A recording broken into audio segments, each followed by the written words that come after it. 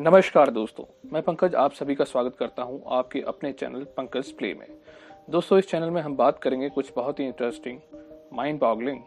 और दिल को छू जाने वाली मूवीज़ के बारे में। और अगर आप भी ऐसी ही फिल्मों की कहानियों के शौकीन हैं तो इस चैनल को सब्सक्राइब करें और बेल आइकॉन को प्रेस करके ऑल नोटिफिकेशंस पर क्लिक करें, ताकि जब भी मैं कोई नई वीडियो पोस्ट करूं तो आपको उसका नोटिफिकेशन मिल जाए। तो चलिए शुरू करते हैं।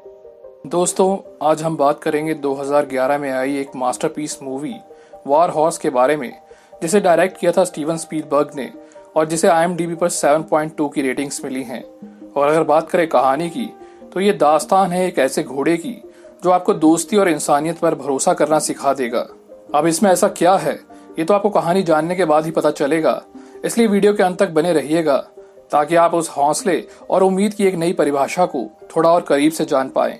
ये कहानी शुरू होती है सन 1912 में इंग्लैंड के एक छोटे से शहर डेवनशायर से, जहां हम पहली बार एल्बर्ट नामक एक लड़के को देखते हैं जो चुपके से कुछ लोगों का पीछा करते हुए शहर के बाहर पहुंच गया था, जहां वो लोग दरअसल अपनी पालतू घोड़ी की डिलीवरी के लिए उसे वहां लेकर आए थे। और काफी जद्दोजहद के बाद वो एक बहुत ही खूबसूरत शावक को जन्म देती है। और कुदरत का ये नजारा देख वहां खड़ा नन्हा एल्बर्ट हैरानी से भर उठता है, जिसके चलते अब वो रोज उस नन्हे शावक की एक झलक पाने के लिए हर दिन उसके पीछे जाना शुरू कर देता है। जहां वक्त धीरे धीरे अपनी करवट बदलता है और देखते ही देखते वो नन्हा शावक जवान होते हुए दिखाई देता है। वहीं दूसरी ओर हम एल्बर्ट को भी देखते हैं, जो हर दिन किसी न किसी तरह उस शावक से दोस्ती करने का एक बहाना ढूंढते हुए नजर आता है, लेकिन एक अजनबी होने के कारण वो हर बार निराश होते हुए दिखाई देता है। और इसी तरह देखते ही देखते एक दिन ऐसा भी आता है जब उन घोड़ों के मालिक उन्हें बेचने के लिए शहर में होने वाली एक नीलामी में लेकर चल देते हैं, जहां हम पहली बार उस शावक को अपनी मां से बिछुड़ते हुए देखते हैं। वहीं दूसरी ओर हम उस नीलामी में टेड नामक एक किसान को भी देखते हैं, जो अपनी खेती बाड़ी के लिए वहां घोड़ों की एक जोड़ी लेने आया था। जहां इसी बीच उसकी नजर उस शानदार जानवर पर जाती है, जिसे देखते ही वो उसे खरीदने का मन बना लेता है। लेकिन उसी भीड़ में उसकी नजर वहां खड़े अपने जमींदार लियोन्स पर भी जाती है, जिससे उसने कुछ जमीन के साथ साथ एक भारी भरकम कर्ज भी उठा रखा था। और इसी कश्मकश के बीच नीलामी शुरू होती है, जहां उस शावक के आते ही पहली बोली टेड द्वारा लगाई जाती है, जिसकी देखा देखी में लियोन्स भी बोली लगाना शुरू कर देता है। और एक दूसरे को नीचा दिखाने के चक्कर में दोनों एक से बढ़कर एक ऊंची बोली लगाते हुए नजर आते हैं, जहां देखते ही देखते टेड अपने सारे पैसे उस शावक पर लगा डालता है। जहां इसी मौके का फायदा उठाते हुए लियोन्स बड़ी चालाकी से उस नीलामी में टेड से हार जाता है। और हम देखते हैं कि वो उसे जीत की बधाई देने के साथ साथ उसे जल्द से जल्द अपना कर्जा चुकाने की बात कहते हुए वहां से चल देता है। जहां इसी उधेड़-बुन के चलते टेड थका हारा अपने घर पहुंचता है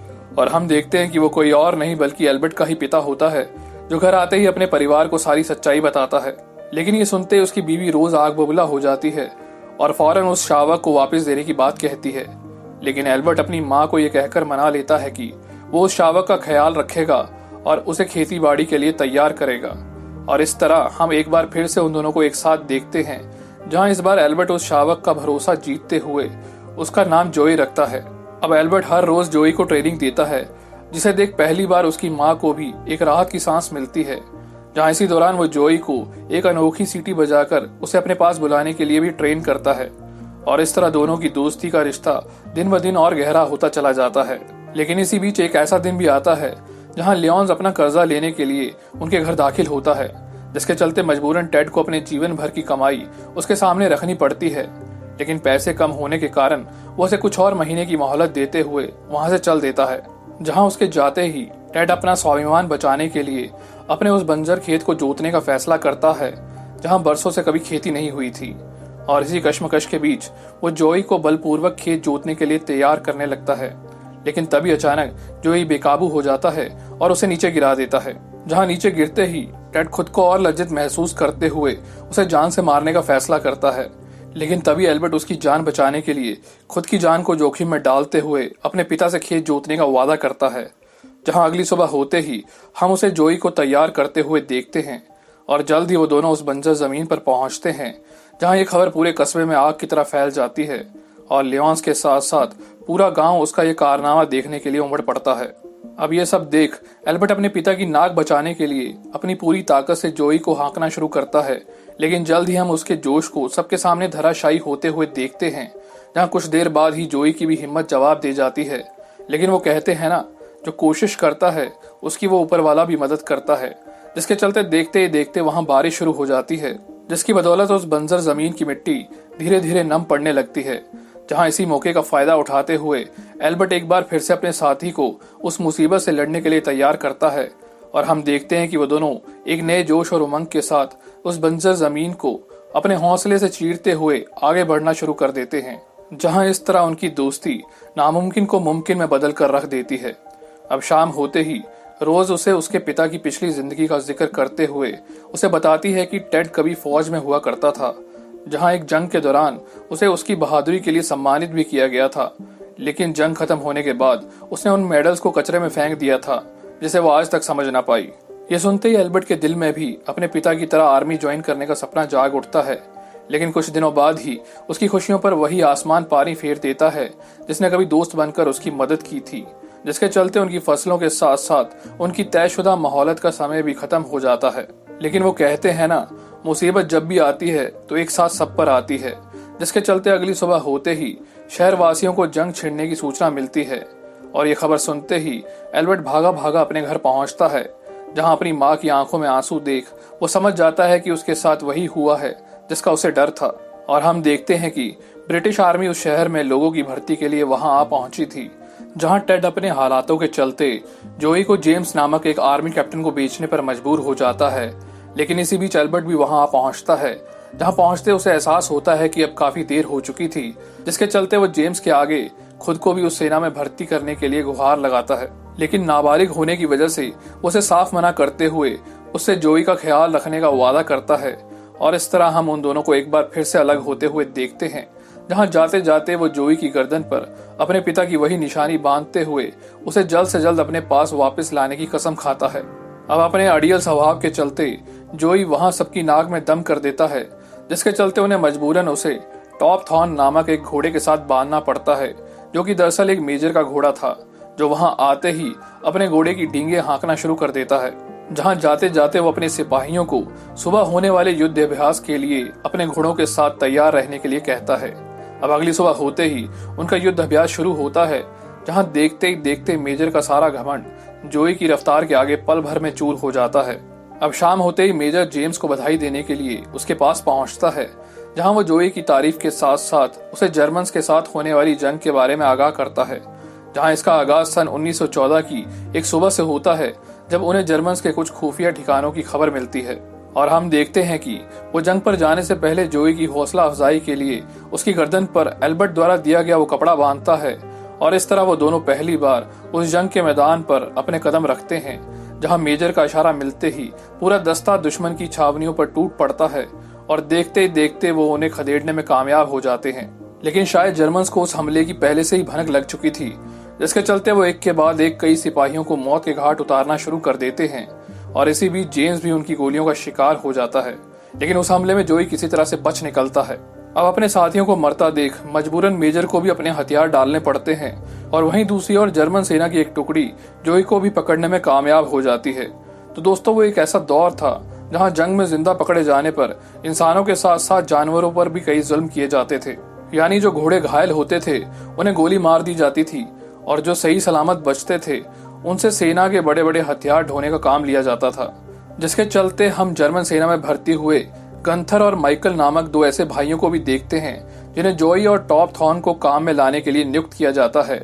जहां इसी बीच गंथर की नजर जोई की गर्दन पर जाती है, जहां वो उस कपड़े को उतार कर उसे अपने पास रख लेता है। वहीं दूसरी ओर हम एल्बर्ट और उसके परिवार को एक बार फिर से देखते हैं, जहां आज उन्हें पोस्ट ऑफिस से एक चिट्ठी मिलती है, जिसे खोलते ही उन्हें जेम्स की मृत्यु का समाचार मिलता है, और हम एल्बर्ट को शोक के गहरे सागर में डूबते हुए देखते हैं। वहीं दूसरी ओर जर्मन सेना को उन पर एक बार फिर से हमला होने की खबर मिलती है, जिसके चलते वो सभी जल्द से जल्द उस जगह को छोड़ने का फैसला करते हैं। जहां इसी बीच वो उन दोनों भाइयों में से सिर्फ गंथर को ही पीछे रहकर उन पकड़े गए घोड़ों का ख्याल रखने का हुक्म देते हैं। अब ये सुनते ही गंथर अपने छोटे भाई माइकल के लिए चिंतित हो उठता है और उसे जंग पर जाने से रोकता है, लेकिन माइकल उसकी एक नहीं सुनता, जिसके चलते गंथर एक गहरी सोच में पड़ जाता है और हम देखते हैं कि वो उसके बैग पर वही कपड़ा बांधते हुए उसे ना चाहते हुए भी जंग पर जाने के लिए रुखसत करता है। अब शाम होते होते जर्मन सेना का वो पूरा दस्ता वहां से कूच करता हुआ दिखाई देता है। लेकिन तभी अचानक गंथर पीछे से उन दोनों घोड़ों के साथ वहां आ पहुंचता है, जहां उसकी नजर उसी कपड़े पर जाती है और पलक झपकते ही वो माइकल को अपने साथ लेकर वहां से भाग खड़ा होता है। अब भागते भागते उन्हें रास्ते में एक विंड मिल दिखाई देती है और अपनी जान बचाने के लिए वो दोनों भाई उसमें शरण लेते हैं। जहां इसी बीच गंथर माइकल से अपनी उस हरकत के लिए माफी भी मांगता है और दोनों भाई रात बिताने के लिए मिल में रुकने का फैसला करते हैं। लेकिन आधी रात होते ही जर्मन सेना को किसी तरह उन दोनों की भनक लग जाती है, जिसके चलते वो उन दोनों को भगौड़ा करार देते हुए उन्हें वहीं मौत के घाट उतार डालते हैं। अब अगली सुबह होते ही हमारी नजर उन दोनों घोड़ों पर जाती है, जिनकी किस्मत शायद उन दोनों भाइयों से काफी अच्छी थी, जो उनका शिकार होने से तो बच गए थे, लेकिन जल्द ही उन दोनों पर किसी और की नजर पड़ती है और हम एमिली नामक एक लड़की को उस विंड मिल में दाखिल होते हुए देखते हैं, जो कि दरअसल उस विंड मिल के मालिक की पोती थी, जिसके माता पिता की बहुत साल पहले ही एक जंग के दौरान मृत्यु हो चुकी थी, जिसके चलते उसके दादा ने ही उसे पाल पोस कर बड़ा किया था और जो उसे भी खो देने के डर से उससे हमेशा जंग रूपी सच्चाई को छिपाने की कोशिश किया करते थे। जहां उनकी इसी आदत के चलते आज उसे लगता है कि उसके दादा ने ही उन दोनों घोड़ों को वहां छुपा कर रखा होगा। लेकिन सच्चाई जानने के बाद वो दोनों काफी हैरान होते हैं, जिसके चलते एमिली अपने दादा से उन घोड़ों को तब तक पालने की इच्छा जाहिर करती है जब तक उनके असली मालिक वहां आकर उनको ना ले जाएं। और अपने वादे के मुताबिक अब एमिली हर रोज उन दोनों को खाना खिलाती और उनकी देखभाल करती। जहां इसी बीच जोई को भी एमिली से लगाव होना शुरू हो जाता है, जिसके चलते जल्द ही उन दोनों के बीच भी एक गहरी दोस्ती सी हो जाती है। लेकिन कुछ दिनों बाद ही जर्मन सेना का एक दल उनके घर में दाखिल होता है, जो कि वहां अपने भूखे सिपाहियों के लिए खाना इकट्ठा करने आए थे। और उनके खौफ से एमिली उन दोनों की जान बचाने के लिए उन्हें अपने कमरे में छिपा लेती है, जहां जाते जाते वो सैनिक उसके दादा को फिर से वापस आने की धमकी देते हुए वहां से रुखसत होते हैं। अब ये घटना एमिली के दादा को पूरी तरह से हिलाकर रख देती है, जिसके चलते वो पहली बार एमिली को उसके माता पिता की सच्चाई बताते हुए उससे माफी मांगते हैं और उसे खुश देखने के लिए उसके जन्मदिन पर उसे एक अनोखा प्रेजेंट देते हैं। और हम देखते हैं कि एमिली जोई को अपनी सवारी के लिए चुनती है, जहां वो अपने दादा से दूर तक न जाने का वादा करते हुए उसकी घुड़सवारी करते हुए दिखाई देती है। लेकिन जल्द ही उनकी ये खुशी चिंता में बदल जाती है, जहां एमिली के वापस न आने पर उसके दादा काफी चिंतित दिखाई देते हैं और उसकी खबर लेने जैसे ही वो उसके पीछे जाते हैं कि तभी अचानक उनकी नजर उन्हीं जर्मन सिपाहियों पर जाती है, जिनके चंगुल में एमिली के साथ साथ वो दोनों घोड़े भी फंस चुके थे। अब जैसे ही वो उन्हें छुड़ाने के लिए उनके पास पहुंचते हैं, तो हम देखते हैं कि जर्मन सैनिक एमिली को जिंदा छोड़ते हुए उन दोनों घोड़ों को अपने साथ ले जाने का फैसला करते हैं। जहां इस तरह हम एक बार फिर से उन दोनों को मौत के मुंह में जाते हुए देखते हैं, जिन्हें देख एमिली भी टूट कर रह जाती है। अब शाम होते होते वो सैनिक उन दोनों घोड़ों का जिम्मा हैंगलमैन नामक एक सिपाही को देते हैं, जो कि दरअसल घोड़ों का इस्तेमाल बड़े बड़े जंगी हथियार खींचने में किया करता था। लेकिन उन दोनों को देखते ही उसे उनसे एक तरह सा लगाव सा हो जाता है, जिसके चलते वो कई हफ्तों तक उन दोनों को भारी भरकम हथियार खींचने से बचाए रखता है। लेकिन एक ऐसा दिन भी आता है जब हथियार खींचते खींचते एक घोड़े की हिम्मत जवाब दे जाती है, जिसके बदले उसे मौत के घाट उतार दिया जाता है और उसकी जगह लेने के लिए टॉप थॉर्न को चुना जाता है। लेकिन उसकी कमजोर लातों के चलते हैंगलमैन को उसकी जान की फिक्र होने लगती है। जहां वो अपनी ये चिंता अपने कमांडर से जाहिर करता है, लेकिन वो उसकी एक ना सुनते हुए उसे बाकी घोड़ों के साथ बांधने का हुक्म देता है। लेकिन इसी बीच जोई अपनी लगाम छुड़ाते हुए उस कमांडर के सामने जा खड़ा होता है और हम देखते हैं कि वो अपने दोस्त की जान बचाने के लिए खुद की जान को दांव पर लगा देता है। और इस तरह एक बार फिर से उन जर्मन्स द्वारा उस जंग रूपी भयानक मंजर का आगाज होता है, जहां आसमान में गरजते हुए धमाकों के बीच हमारी नजर एल्बर्ट पर जाती है, जो आखिरकार सेना में भर्ती होने में कामयाब हो चुका था। जहां पहली बार इस जंग में उसका साथ देने के लिए उसके दोस्त एंड्रयू के साथ साथ उनके जमींदार का बेटा डेविड लियोन्स भी शामिल था। और हम देखते हैं कि वो सभी बड़ी ही हिम्मत और बहादुरी के साथ दुश्मन फौज का मुकाबला करते हैं। जहां इसी बीच डेविड गोली लगने से घायल हो जाता है और उसका साथी एंड्रयू जर्मन्स द्वारा बिछाए गए गैस बॉम्ब्स का शिकार हो जाता है। वहीं दूसरी तरफ हम हैंगलमैन को उन घोड़ों के साथ देखते हैं, जहां मौका पाकर वो उन्हें वहां से भगाने की कोशिश करता है। लेकिन इसी बीच टॉप थॉर्न भूख और थकावट के चलते वहीं पर अपना दम तोड़ देता है, जिसे देख वो दोनों एक गहरे शोक में डूब जाते हैं। लेकिन इसी बीच हम देखते हैं कि जर्मन सेना अपनी जान बचाने के लिए भाग खड़ी होती है, जहां वो अपने साथ साथ उसकी जान बचाने के लिए उसे भी अपने साथ ले जाते हैं। और इस तरह हम एक बार फिर से जोई को अपने मालिक से अलग होते हुए देखते हैं, जहां इसी बीच उसका सामना एक टैंक से भी होता है, लेकिन वो किसी तरह वहां से अपनी जान बचाने में सफल हो जाता है और बेकाबू होते हुए जंग के मैदान पर अपने मालिक की खोज में निकल पड़ता है, जहां एक के बाद एक वो वहां रखे सभी बैरियर्स को तोड़ते हुए आगे बढ़ता है। लेकिन जल्द ही वो उन कंटीली तारों का शिकार होते हुए जख्मी होकर नीचे गिर जाता है।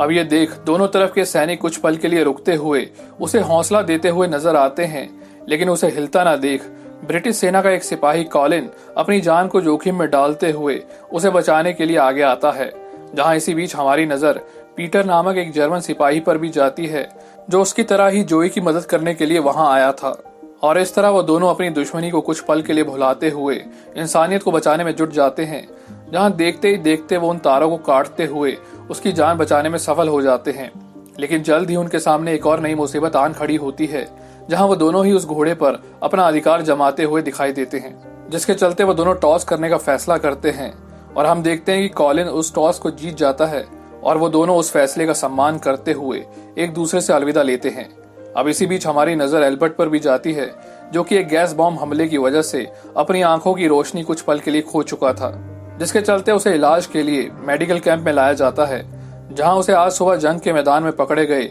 उस जांबाज घोड़े की खबर भी मिलती है, जिसे सुनते ही एल्बर्ट एक गहरी सोच में पड़ जाता है। वहीं दूसरी तरफ हम कॉलिन को भी देखते हैं, जो जोई की मरहम पट्टी के लिए उसे वहां लेकर पहुंचता है, लेकिन उसके लाइलाज जख्मों को देखकर डॉक्टर उसका इलाज करने से मना कर देता है और उसे पीड़ा से मुक्ति देने के लिए वहां खड़े एक सार्जेंट को उसे गोली मारने का आदेश देता है। अब जैसे ही सार्जेंट उसे गोली मारने लगता है कि तभी अचानक उन्हें एक आवाज सुनाई देती है और हम देखते हैं कि वो कोई और नहीं बल्कि एल्बर्ट होता है, जो अपने साथी को खोजने के लिए अपनी उस अनोखी सीटी का इस्तेमाल कर रहा था। जहां उसके देखते ही जोई भागते हुए उसके पास जा पहुंचता है और इस तरह दो बिछड़े हुए साथियों का एक बार फिर से मिलन होता है। अब एल्बर्ट उन लोगों को सारी सच्चाई बताते हुए उसकी जान बख्शने की गुहार लगाता है और उन दोनों की ऐसी अटूट दोस्ती देखकर वो डॉक्टर शर्मिंदा होते हुए एल्बर्ट से जोई की जान बचाने का वादा करता है। जहां देखते ही देखते एक ऐसा दिन भी आता है जब उन सभी को जंग खत्म होने की सूचना मिलती है, लेकिन ये खुशखबरी एल्बर्ट को एक गहरी चिंता में डाल देती है और हम देखते हैं कि ब्रिटिश सेना सभी जंगी घोड़ों को नीलाम करने का फैसला करती है, जिसके चलते एल्बर्ट को अगले दिन होने वाली नीलामी में जोई को साथ लेकर जाने का ऑर्डर दिया जाता है, जिसे सुन एल्बर्ट एक बार फिर से खुद को हालात के आगे बेबस पाता है और अगली सुबह होते ही वो उसे दुखी मन के साथ नीलामी के लिए ले चलता है। लेकिन तभी अचानक एल्बर्ट की नजर बाहर खड़े अपने साथियों पर जाती है, जो उसकी मदद के लिए उसे कुछ पैसे इकट्ठा करके देते हैं और जोई को वापस लाने की बात कहते हुए उनके साथ चल देते हैं। और इस तरह हम एक बार फिर से जोई को एक और नीलामी का सामना करते हुए देखते हैं, जहां उसे पाने की होड़ में एक के बाद एक कई नामी गिरामी रईस उस पर बोली लगाना शुरू करते हैं। जहां देखते ही देखते उसकी कीमत 7वें आसमान पर जा पहुंचती है और हम देखते हैं कि सबसे ऊंची बोली लगाने वाला शख्स कोई और नहीं बल्कि एमिली के दादा होते हैं, जो अपनी पोती की खुशी के लिए जोई को किसी भी कीमत पर खरीदने के लिए उमादा थे। और उनकी इस जिद के चलते आखिरकार उस नीलामी का अंत होता है। अब ये सब देख एल्बर्ट अपनी दोस्ती की खातिर उन्हें दोगुनी कीमत देने का वादा करते हुए उसे लौटाने की मांग करता है, लेकिन वो उसे ये कहकर मना कर देते हैं कि ये उनकी पोती की वो आखिरी निशानी है जिसके बिछड़ जाने के गम में उसकी जान तक चली गई। और इतना कहकर जैसे ही वो उसे लेकर वहां से जाने लगते हैं कि तभी जोई अपनी लगाम छुड़ाकर एल्बर्ट के पास जा पहुंचता है, जिसे देखकर उन्हें एमिली की वो आखिरी इच्छा याद आ जाती है, जिसके चलते वो उसे एमिली की वो आखिरी निशानी देते हैं जिसे उन्होंने बड़े ही संभाल कर अपने साथ रखा था। अब उनके हाथों में अपने पिता की निशानी देखकर एल्बर्ट और भावुक हो जाता है और उसे रोता देख वो जोई की लगाम उसके हाथों में सौंपते हुए उनसे अलविदा लेते हैं। और इस तरह हम एक बार फिर से उन दोनों को एक साथ घर वापसी करते हुए देखते हैं, जहां एक माँ अपने बेटे को जिंदा देखकर उसे अपने सीने से लगा लेती है और वहीं एक बाप आज कई बरसों बाद खुद को अपने सामने खड़ा हुआ पाता है। जहां इसी बीच हम एक आखिरी बार जोई को भी देखते हैं, जो शायद अपने उन 4 सालों के सफर को याद करते हुए दिखाई देता है। जहां इस तरह इस फिल्म का अंत हो जाता है। तो दोस्तों, फिल्म हमें समाज का एक आईना दिखाते हुए दोस्ती और इंसानियत की एक ऐसी दास्तान सुना जाती है जो जाते जाते अपने पीछे एक ही सवाल छोड़ जाती है कि क्या आज के दौर में ऐसी दोस्ती का मिलना मुमकिन है या नहीं। और सच कहूं तो पर्सनली मुझे ये कहानी कहीं ना कहीं 1917 का ही दूसरा पहलू लगी, जिसकी एक्सप्लेनेशन मैं पहले ही कर चुका हूं। और अगर आप इस चैनल पर नए हैं तो आप नीचे दिए गए डिस्क्रिप्शन बॉक्स में जाकर वो एक्सप्लेनेशन वीडियो देख सकते हैं। और अगर बात करें कहानी की, तो हम इस दुनिया में एक बेजुबान जिंदगी का आगमन होते हुए देखते हैं, जहां उसके आने का मकसद पहले से ही तय हो चुका था, जिसके चलते हम उस मासूम को जल्द ही समाज रूपी दुनिया का शिकार होते हुए भी देखते हैं और हम उसे अपने परिवार से बिछड़कर एक और परिवार में जाते हुए देखते हैं, जहां मतलब कि इस दुनिया में पहली बार उसे कोई अपना सा लगता है, लेकिन किस्मत को शायद कुछ और ही मंजूर था, जिसके चलते हम उन दोनों को जल्द ही एक दूसरे से अलग होते हुए भी देखते हैं। जहां ऐसे माहौल में उसका सामना अच्छाई के साथ साथ जंग रूपी बुराई से भी होता है, जिसके चलते उसके जीवन में एक के बाद एक कई ऐसे लोगों का आगमन होता है जो इंसानियत की एक सच्ची मिसाल देते हुए उसे जाने अनजाने में बहुत कुछ सिखा जाते हैं, जिसकी बदौलत हम उसे उसी समाज रूपी दुनिया का डटकर मुकाबला करते हुए देखते हैं, जहां वो दुश्मनी और रंजिश की उन जंजीरों को कुछ हद तक तोड़ने में कामयाब हो जाता है। और शायद इसी के चलते अंत में उसकी वही दोस्ती उसे एक बार फिर से समाज के हाथों बलि चढ़ने से बचा लेती है। लेकिन वो कहते हैं ना कि एक जंग जाते जाते भी अपने पीछे कई घाव छोड़ जाती है, जिसके चलते इतिहास एक बार फिर से खुद को दोहराते हुए नजर आता है। और जो कल तक एक दूसरे की जान के दुश्मन थे, आज वही दोस्त बनकर उसी इंसानियत को बचाने के लिए आगे आते हैं। और हम देखते हैं कि उस बेजुबान का अपना ही अतीत उसकी आवाज बनकर उसे इसी समाज की बुलंदियों पर बैठा देता है,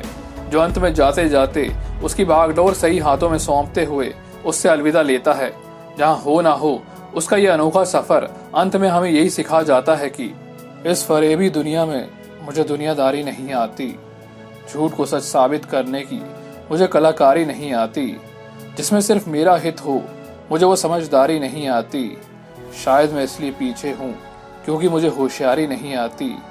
बेशक लोग न समझे मेरी वफादारी को, मगर जो भी हो मुझे गद्दारी नहीं आती।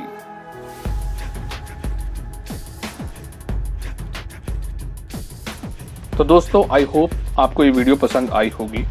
अगर आपके भी कोई विचार या सवाल हैं इस मूवी को लेकर, तो कमेंट सेक्शन में ज़रूर बताइएगा। आपको मेरा काम कैसा लगा ये भी ज़रूर बताएं और अपने दोस्तों के साथ भी इस वीडियो को शेयर करें। अगर आप मेरे काम से खुश हैं तो आप मुझे सपोर्ट भी कर सकते हैं और इंस्टाग्राम पर भी फॉलो कर सकते हैं, जिनके लिंक नीचे डिस्क्रिप्शन पर अवेलेबल हैं। तो अब दीजिए मुझे इजाज़त और हम फिर मिलेंगे कुछ ऐसी नई इंटरेस्टिंग वीडियो के साथ। धन्यवाद।